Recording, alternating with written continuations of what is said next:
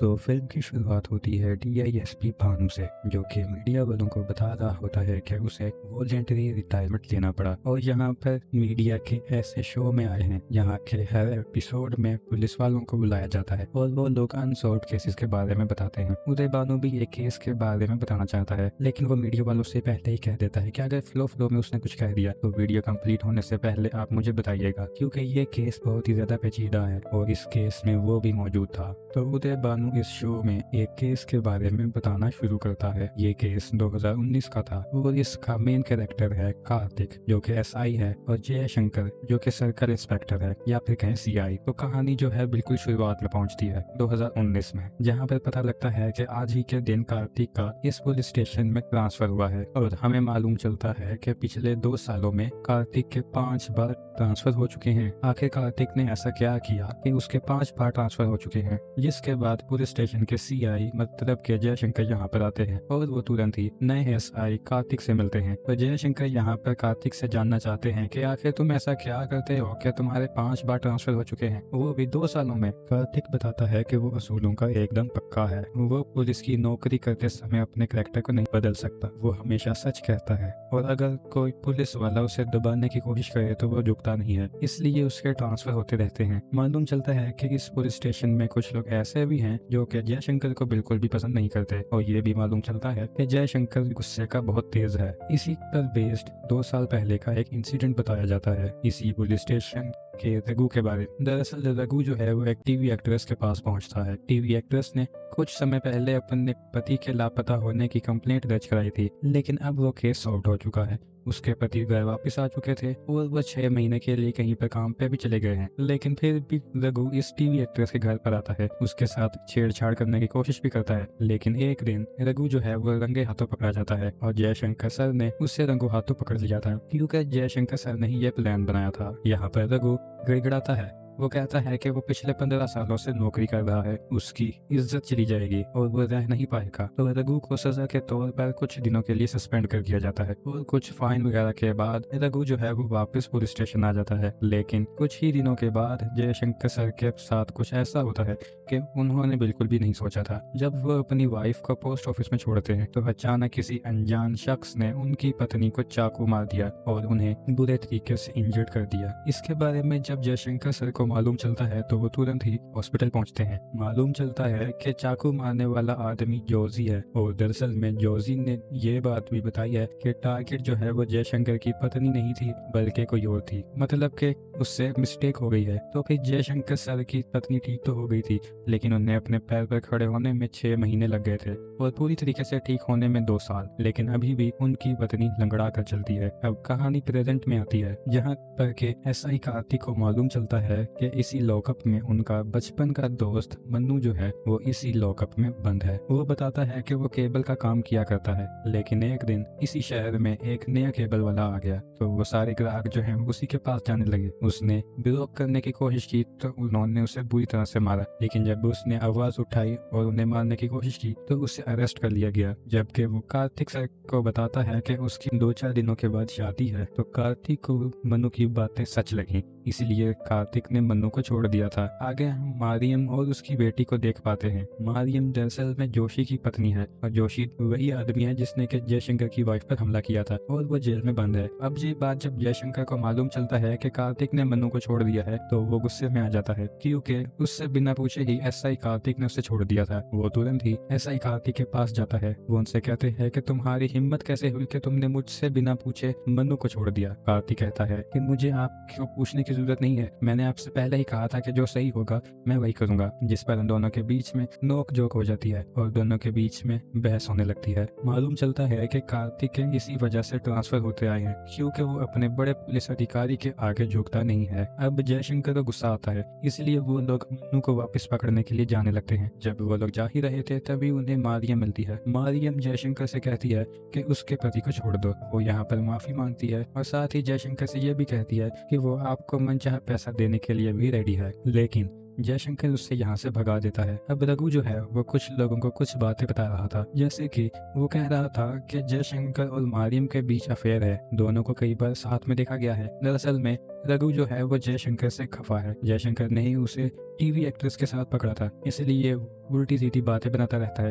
तो अब जयशंकर जो है वो अपनी टीम के साथ मनु के पास पहुंच जाता है और उसे अरेस्ट भी कर लेता है। कुछ दिन बाद मालूम चलता है कि शहर में त्योहार होने की वजह से जयशंकर की पत्नी को उसके भाई ने ले गया था और अगले दिन जेल से मनु भी रिहा हो चुका था। तो वही कांस्टेबल रघु जो है वो एसआई कार्तिक के पास छुट्टी मांगने के लिए आता है। वो कहता है कि उसे जरूरी काम है, इसीलिए उसे जाना होगा। एसआई कार्तिक उसे छुट्टी दे देते हैं। अब जब एसआई कार्तिक ड्यूटी पर होता है तो तभी उसके पास डीआईएसपी बानू का कॉल आता है। वो उसे अपने पास बुलाते हैं, जहां हम देखते हैं कि उदय बानू के साथ जयशंकर भी बैठा होता है और वो लोग शराब पी रहे थे। वो कार्तिक को अपने पास बुलाते हैं। दरअसल में कार्तिक और जयशंकर के रिश्ते जो है वो थोड़े बिगड़ चुके थे। डीआईएसपी चाह रहे थे कि उनके रिश्ते थोड़े ठीक हो जाएं।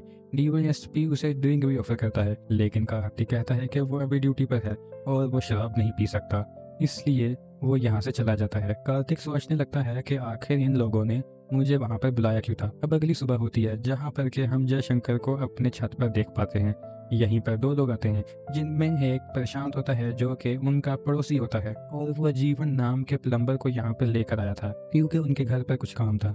तो जयशंकर कहता है कि उसे पुलिस स्टेशन जाना है, जब तुम्हारा काम खत्म हो जाए तो चाबी को बाहर रख देना। तो यहाँ पर जीवन अपना काम खत्म करने लगा था, तभी अचानक से जीवन को छत पर कोई आवाज सुनाई देती है। जब वो ऊपर जाता है तो वो देखता है कि जयशंकर सर घबराए हुए हैं और वो यहीं पर बोरी में एक लाश को देखता है। ये देखने के बाद तो जीवन भी घबरा गया था और वो यहाँ से भाग जाता है। और जब थोड़ी देर के बाद जब ये बात सभी को मालूम चलती है तो यहाँ पर भीड़ इकट्ठा होना शुरू हो जाती है। धीरे धीरे पुलिस वाले भी यहाँ पर आ जाते हैं। सभी को ऐसा ही लग रहा था कि ये मर्डर जयशंकर सर ने किया। तो ऐसा ही कार्तिक और डीआईएसपी भानु भी पहुंच चुके थे।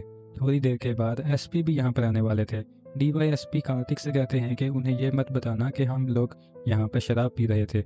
तो कार्तिक कहता है कि अगर उससे पूछेंगे तो वो तो बता देगा। तो थोड़ी देर के बाद ही एसपी सर यहाँ पे पहुंच चुके थे और वो आते साथ ही सबसे पहले जयशंकर से पूछताछ करना शुरू करते हैं। वो पूछते हैं कि क्या तुम मारियम को जानते हो और लास्ट बार तुम्हारी मारियम से कब बात हुई थी, जिस पर कि जयशंकर बताता है कि वो कल शाम 4 बजे के आसपास उसके घर आई थी। मारियम उसके पास बहुत सारा पैसा लेकर आई थी और वो जोजी को छोड़ने के लिए कह रही थी। जयशंकर ने हमेशा की तरह उसे हम साफ साफ मना कर दिया था कि वो ये पैसे नहीं ले सकता और वो जोशी को भी नहीं छोड़ सकता। तो मारियम रोते हुए अपने घर चली गई थी। बाद में एसपी सर जयशंकर के पड़ोसी प्रशांत से बात करते हैं और वो बताते हैं कि उन्होंने भी मारियम को देखा था।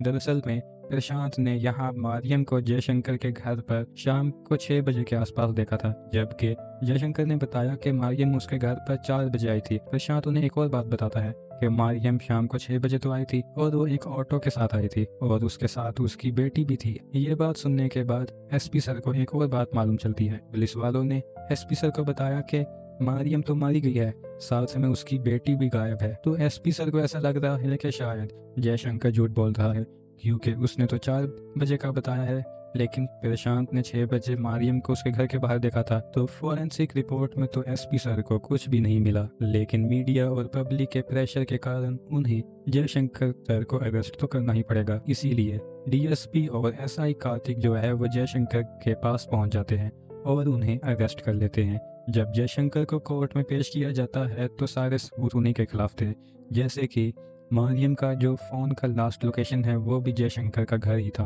और टाइमिंग का जो हेर फेर है वो भी जयशंकर ने छुपाया है। तो यहाँ पर जज साहब जयशंकर को 15 दिन की पुलिस कस्टडी में भेज देते हैं। तो वहीं दूसरी तरफ हम देखते हैं कि कार्तिक के रिलेटिव जो हैं वो एक बड़े मंत्री हैं और वो मंत्री यहाँ पर इस केस को कार्तिक के हवाले सौंप देते हैं। दूसरी तरफ हम देखते हैं कि जब जयशंकर जेल में होता है तो अचानक से कोई लड़का उसे मारता है। देखते ही देखते यहाँ पर बहुत सारे लोग आ जाते हैं और वो जयशंकर को मारने लगते हैं, लेकिन जयशंकर ने आखिरी में सभी को पीट दिया था। लेकिन तभी पीछे से एक आदमी आता है और वो जयशंकर की पीठ में पूरा घोंप देता है। ये आदमी कोई और नहीं बल्कि जोशी होता है, जिसकी पत्नी होती है मारियम और उसी को मार दिया गया है। उसकी बेटी भी गायब है, इसलिए वो तो फुल गुस्से में है, इसलिए अब वो जयशंकर को मारना चाहता है, लेकिन जयशंकर उसे जमीन पर पटक देता है। थोड़ी देर के बाद जेल में कार्तिक आता है और वो जोशी से मिलता है। जोशी से कहता है कि तुम्हें कैसे मालूम कि ये सब कुछ जयशंकर ने ही किया है। तो कार्तिक कहता है कि दरअसल में जब वो जयशंकर के घर गई थी तो मेरी उससे बात हुई थी। वो एक ऑटो से जा रही थी और उसके साथ उसकी बेटी भी थी। उसके ऑटो ड्राइवर का नाम सोंडू था। वो बता रही थी कि वो जयशंकर के घर पर जा रही है, लेकिन उन्होंने गुस्से में उसे भगा दिया था। लेकिन अब शायद उन्हें पछतावा हो रहा है, इसीलिए उन्होंने मुझे वापस बुलाया है और उन्होंने ही ये ऑटो भेजा है और इस ऑटो ड्राइवर का नाम सोंटू है। तो अब कार्तिक ऑटो ड्राइवर सोंटू के बारे में पता करने लगता है। दूसरी तरफ जयशंकर को हॉस्पिटल में एडमिट कर दिया गया था। वो पूरी तरह से इंजर्ड था। यहाँ पर डीआईएसपी उदय भानु आता है। वो इसकी ऐसी हालत को देखकर तुरंत ही जज साहब के पास पहुंचता है और छुट्टी की मांग करता है। वो कहते हैं कि हम जयशंकर को 18 दिन की लीव दे सकते हैं ताकि वो आराम करे। इस बीच वो शहर को छोड़कर कहीं भी नहीं जा सकते हैं। तो जयशंकर तो पूरी तरीके से ठीक हो चुका था और उसके पास 18 दिन थे और इन्हीं 18 दिनों के बीच में उसे अपनी बेगुनाही साबित करनी थी। तो एक दिन अचानक से उसके घर में एक आदमी घुस जाता है और वह उसकी बाइक पर बहुत सारा पेट्रोल छिड़क कर उसमें आग लगा देता है। साथ ही उस अनजान शख्स ने यहाँ पर जयशंकर के गेट पर एक शादी का कार्ड भी छोड़ दिया था। यहीं पर एसआई कार्तिक भी ये सब कुछ देख रहा था। अगले दिन हम देखते हैं कि एक पुलिस वाला मन्नू को बुरी तरह से मार रहा था, क्योंकि मन्नू की ही 2 दिन बाद शादी थी और उसे ऐसा लग रहा था कि बदला लेने के लिए उसी ने उसकी बाइक चलाई और इस शादी वाले कार्ड को छोड़ा। तब कार्तिक ने उस पुलिस वाले को समझाया कि अगर ये इंसान होता तो वो वापस वहाँ क्यों जाता और शादी के कार्ड को क्यों छोड़ता। तो मन्नू को छोड़ दिया जाता है। तो कुछ दिनों के बाद कार्तिक को जयशंकर के केस के बारे में मालूम चलता है कि कांस्टेबल कार्तिक को बताता है कि कुछ समय पहले जयशंकर के केस में सोंटू भी शामिल था। तब उन्हें सोंटू की फोटो मिल जाती है। दरअसल में सोंटू के साथ दासन नाम के पुलिस वाले का लड़का भी शामिल था। इसलिए यहाँ पर कार्तिक जो है वो सिर्फ दासन से मिलने के लिए जाता है, जो कि रिटायर्ड एएसआई है। तो सिर्फ दासन यहाँ पर कार्तिक को बताता है कि उस केस में मेरा बेटा अरुण भी शामिल था, लेकिन अब वो आयरलैंड जाकर अपनी एक अच्छी जिंदगी जी रहा है। अब सिर्फ दासन बताता है कि आखिर उस दिन हुआ क्या था। दरअसल में उसका बेटा अरुण और उसके दोस्तों के साथ मिलकर वो लोग जंगल में घूमने के लिए गए थे। उनके साथ सोंटू के साथ एक लड़की भी शामिल थी। जब वो लोग वहाँ थे तो 2 पुलिस वालों ने उनके ऊपर गंदे कमेंट्स कर दिए थे। इसी वजह से उन लोगों ने उन्हें बांध दिया था और जब जयशंकर वहाँ पहुंचा तो उसे देखकर यहाँ के बहुत सारे लोग भाग चुके थे। अरुण और सोंटू यहीं पर मौजूद थे और वो लड़की भी। यहाँ पर पहुंचते ही जयशंकर ने अरुण को बुरी तरह से मारा। सोंटू ने तो यहाँ पर जयशंकर के ऊपर हमला भी किया था। बाद में शिवदासन बताता है कि इन सारे मामलों के बाद भी ये केस दर्ज नहीं हुआ था, क्योंकि अरुण उसका बेटा था और वो भी तब ड्यूटी पर था। और साथ ही वो बता देता है कि जब ये मामला हुआ तो उसने अपने बेटे को बेंगलोर भेज दिया था। वहाँ से वो आयरलैंड चला गया और अब वो एक अच्छी जिंदगी जी रहा है। अब अगले दिन पुलिस वालों की इन्वेस्टिगेशन के दौरान कुछ सीसीटीवी फुटेज से उन्हें उस ऑटो ड्राइवर के नंबर प्लेट और उसके मालिक के बारे में मालूम चलता है। जब वो उसके बताए हुए पते पर जाते हैं तो यहाँ पर कार्तिक देखता है रघु को, जबकि रघु तो बहुत दिनों से छुट्टी पर था। उसे तो अचानक से कोई काम था। तो कार्तिक यहाँ पर रघु से पूछता है कि क्या तुम्हारे पास कोई ऑटो है, जिस पर के रघु बताता है कि ये मेरे पिताजी का ऑटो है, जो कि 2 सालों से यहीं पर खड़ा हुआ है, जबकि इसका नंबर प्लेट तो सीसीटीवी फुटेज में पाया गया है। तो कार्तिक समझ जाता है कि रघु जरूर उनसे कुछ न कुछ छुपा रहा है, क्योंकि वो तो कुछ दिनों के लिए छुट्टी पर था। इससे पहले कि वो रघु के ऊपर शक कर पाते, यहाँ कुछ ऐसा होता है कि सभी लोग हैरान रह जाते हैं, क्योंकि उस किलर ने यहाँ पर मारियम की लड़की को उसके घर पर छोड़ दिया था। तो कार्तिक को जब ये बात मालूम चली तो कार्तिक तुरंत ही मारियम की बेटी से मिलने के लिए पहुंच जाता है। वो वहाँ उससे सब कुछ पूछने की कोशिश करता है। यहाँ पर सोंटू की फोटो बताते हुए कहता है कि क्या तुम्हारी माँ और तुम इसी के साथ जयशंकर सर के घर पर गई थी, जिस पर के मारियम की बेटी ने हाँ कहा था। और इतने दिन मारियम की बेटी को सोंटू ने ही रखा था। तो दूसरे शहर के इंस्पेक्टर बेनी ने यहाँ सोंटू की लास्ट लोकेशन निकाल ली थी। वो कहाँ पर था, वहाँ तुरंत ही कार्तिक अपनी पूरी टीम के साथ पहुंच जाता है। वो एक सुनसान इलाका था, जहाँ पहुंचने के बाद उनकी मुलाकात होती है एक बूढ़े आदमी से। वो बूढ़ा आदमी बताता है कि यहाँ पर सोंटू था और उसके साथ एक लड़की भी थी। और वो ऐसा ही कार्तिक को वो कमरा भी दिखाता है जहाँ पर कि वो मारियम की बेटी को रखा करता था, और जब भी वो बाहर जाता है वो इस कमरे को बंद करके जाता था। तभी रात को जयशंकर के पास एक कॉल आता है। उसे बताया जाता है कि कार्तिक ने अपने घर पर सोंटू को छुपा कर रखा है। दूसरी तरफ कार्तिक जब अपने घर पर अपनी माँ से कॉल पर बात कर रहा होता है, तभी अचानक से उसके घर की लाइट चली जाती है। वो यहाँ वहाँ देखने की कोशिश करता है, क्योंकि उसे कुछ अजीब लग रहा था। जैसे ही वो बाहर जाता है तो उसे एक ऑटो मिला। वो ऑटो सोंटू का था और घर के जस्ट बाजू में ही एक लकड़ी का बॉक्स भी पड़ा हुआ था। जब कार्तिक ने उसके अंदर देखा तो उस बॉक्स के अंदर एक लाश थी, और वो लाश दरअसल में सोंटू की थी। तब यहाँ पर अचानक से जयशंकर आ जाता है। जयशंकर को देखने के बाद कार्तिक उन्हें मारने लगता है, लेकिन जयशंकर उन्हें बताता है कि ये एक जाल है और कोई तुझे फंसाना चाहता जाता है। यहाँ पुलिस के कंट्रोल रूम में भी किसी अनजान शख्स ने कॉल करके बता दिया था कि कार्तिक के घर पर सोंटू की लाश मिली है। पुलिस वालों ने डीवाईएसपी को बता दिया था। जयशंकर ने यहाँ पर कार्तिक को सब कुछ बताया कि जिस तरह से मुझे फंसाया गया है उसी तरह से ये लोग तुझे भी फंसाना चाहते हैं। तो पुलिस वाले कार्तिक के घर पर आ चुके थे, लेकिन तब तक कार्तिक और जयशंकर उसके घर से भाग चुके थे। तभी कार्तिक देखता है कि उसके मोबाइल पर बैनी ने एक वॉइस नोट भेजा है जिसमें उसे बताया गया कि ये केस जल्दी खत्म हो जाएगा, उसके हाथ कुछ सबूत लग चुके हैं। ये बात सुनने के बाद कार्तिक ने बैनी के पास कॉल की, उसका कॉल नहीं लगा तो वो तुरंत ही उसके घर पर पहुंच गया। घर से पता चला कि बैनी जो है वो पासपोर्ट ऑफिस गया था, इसलिए वो तुरंत ही पासपोर्ट ऑफिस गए और बैनी के बारे में पूछने लगे। यहाँ पर काम करने वाले लोगों ने बताया कि ये सर यहाँ पर आए थे और यहाँ वो लोग कुछ लोगों के पासपोर्ट और ट्रैवल हिस्ट्री के बारे में पूछ रहे थे और वो उन्हें 5 नाम देते हैं जिनमें से अरन और सिंटू के नाम भी थे। इनके पासपोर्ट हैं और जिन पर टिक नहीं लगे हुए हैं उनके पासपोर्ट नहीं है। अब पुलिस कंट्रोल रूम में कॉल करके इन लोगों ने बैनी के लास्ट लोकेशन के बारे में पता कर लिया था और वो लोग तुरंत ही वहाँ पे जाने लगते हैं। जब वो रास्ते में होते हैं तो अचानक से उन्हें अरुण की फोटो दिखाई पड़ती है। दरअसल में उसको श्रद्धांजलि दी जा रही थी क्योंकि वो मारा गया था। शिवदासन के घर पर पहुंचने के बाद मालूम चलता है कि उसका बेटा अरुण आयरलैंड में था और वो वहीं मारा गया है। तभी रात को एक और ट्विस्ट आता है जब कार्तिक के पास एक कॉल आता है और उसे बताया जाता है कि उन्होंने अरुण की ट्रैवल हिस्ट्री के बारे में पता कर लिया है। वो उन्हें बताते हैं कि अरुण तो कभी इंडिया से बाहर गया ही नहीं, मतलब कि अरुण जिंदा है और शिवदासन उनसे कुछ छुपा रहा है। वो रात को ही शिवदासन के घर पहुंच जाते हैं। वो शिवदासन से पूछताछ करने लगते हैं कि हमें मालूम चल गया है कि अरुण जिंदा है और हमें पता है कि ये सब कुछ उसी ने किया है। शिवदासन यहाँ पर आखिरी तक नहीं मानता, लेकिन बाद में वो मान जाता है। वो उसे एक कमरे में ले जाने लगते हैं। जयशंकर शिवदासन के पीछे जाने लगता है। तभी अचानक से कार्तिक को छत से एक आवाज आती है तो वो उसके पीछे जाने लगता है। दूसरी तरफ शिवदासन ने जब उन्हें कमरे में लेकर गया तो शिवदासन अपने बेटे अरुण की फोटो के सामने बैठकर रो रहा था। तब वो फ्लैशबैक की स्टोरी बताने लगता है और बताता है कि उस दिन हुआ क्या था। दरअसल में सोंटू के साथ जब अरुण था और उन लोगों ने पुलिस वालों को पकड़ा था, तब यहाँ पर जयशंकर सर ने अरुण को बहुत मारा था। उन्होंने पुलिस स्टेशन ले जाकर भी उसे बहुत मारा। बाद में उन्होंने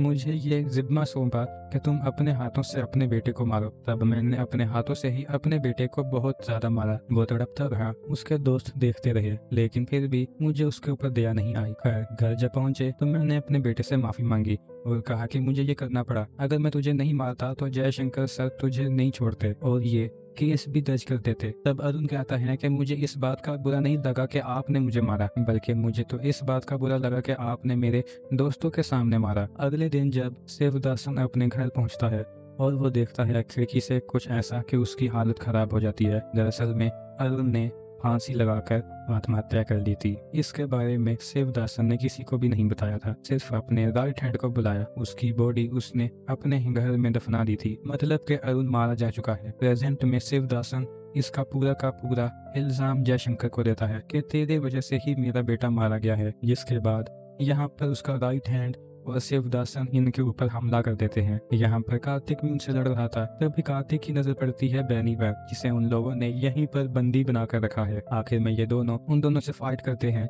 और ये फाइट जीत लेते हैं। तब शिवदासन आखिर में रोते हुए बताता है कि ये सब कुछ उसने किया है अपने बेटे का बदला लेने के लिए। उसने सबसे पहले जोशी की मदद ली, उसके पास उसने कॉल किया और जयशंकर की पत्नी को घायल करने के लिए कहा। इसके बदले में उसे 2 लाख रुपए मिले थे। जोशी ने भी वादा किया था कि इसके बारे में वो किसी को भी नहीं बताएगा, लेकिन उसने अपनी बीवी मारियम को बता दिया था। और ये देखकर कहीं न कहीं शिवदासन को ऐसा लगा कि मारियम को अगर बता दिया है तो वो कहीं और भी बता सकती है। इसीलिए उसने सोंटू को मारियम को लेने के लिए भेजा। जब दूसरी बार मारियम जयशंकर सर से ऑटो में मिलने के लिए गई थी, उस ऑटो ड्राइवर का नाम सोंटू है और सोंटू इस बार शिवदासन के कहने पर मारियम को जयशंकर के घर पर लेकर आता है। यहाँ सोंटू ने मारियम से कॉल करने के बहाने उसका मोबाइल लिया, उसके मोबाइल की सिम निकाली ताकि मरियम के मोबाइल की लास्ट लोकेशन जयशंकर का घर रहे। बाद में सोंटू ने मारियम से कहा कि जयशंकर सर तुम्हें दूसरे घर पर बुला रहे हैं। वो दूसरा घर दरअसल में शिवदासन का था। शिवदासन के घर जाते ही यहाँ पर शिवदासन और उसके राइट हैंड ने मारियम के ऊपर हमला कर दिया और उसे जान से मार दिया। सोंटू दरअसल में क्रेन और जेसीबी भी चलाया करता है। उसने क्रेन की मदद से बोरे में भरी हुई मारियम की लाश को जयशंकर के घर पर पटक दिया और फिर कुछ ही दिनों के बाद, जो कि मारियम की बेटी सोंटू के घर पर थी, सोंटू ने उसे भी मारियम के घर पर छोड़ दिया। मारियम की बेटी को उसके घर पर छोड़ने के बाद सोंटू तुरंत ही शिवदासन के घर पहुंचा वो उसे कहता है कि वो उस लड़की को मेरे पास नहीं रख सकता था क्योंकि वो दिन रात रोती थी, उसे अच्छा नहीं लग रहा था। इसीलिए वो शिवदासन से कहता है कि मुझे कुछ पैसे दे दो, वो यहाँ से हमेशा के लिए चला जाएगा। तो शिवदासन को लगा कि सोंटू भी खतरा है, इसलिए शिवदासन ने अपने राइट हैंड के साथ मिलकर सोंटू की भी जान ले ली। बाद में सोंटू के ऑटो और उसकी लाश को कार्तिक के घर के बाहर छोड़ दिया। इस तरह से शिवदासन और उसके राइट हैंड ने ये सारा प्लान कर लिया था। अब सारी पुलिस फोर्स जो है शिवदासन के घर पर ही आ चुकी थी। वो जब खुदाई करते हैं तो उन्हें यहाँ पर अरुण की डेड बॉडी मिलती है। शिवदासन ने अपने बेटे अरुण के बारे में बताया था कि वो आयरलैंड में मारा जा चुका है और उसने इसीलिए बताया था कि उसके ऊपर कोई भी उंगली ना उठे और वो आसानी से बच जाए। लेकिन कार्तिक और जयशंकर ने इस केस को सॉल्व कर दिया था। लेकिन आखिर में ये फिल्म एक बहुत बड़ा ट्विस्ट छोड़ देती है। हमने फिल्म की शुरुआत में देखा था कि उदय भानु ये सारा केस जो है वो एक टीवी शो में बता रहा होता है। ये सारा शो कंप्लीट हो चुका था और रिलीज भी हो चुका था। उदय भानु इसे अपनी टीवी पर देख रहा था और तभी हम यहाँ पर उदय भानु को मरा हुआ देख पाते हैं। और अब ये केस जो है वो कार्तिक और जयशंकर सॉल्व करने वाले हैं। मतलब कि थलावन का अगला पार्ट भी जल्दी देखने को मिल सकता है। और इसी के साथ ये फिल्म यहीं पर खत्म हो जाती है। तो दोस्तों, आपको ये मूवी कैसी लगी हमें कमेंट्स में ज़रूर बताइएगा। अगर वीडियो अच्छी लगी हो तो लाइक करें और चैनल को सब्सक्राइब करें।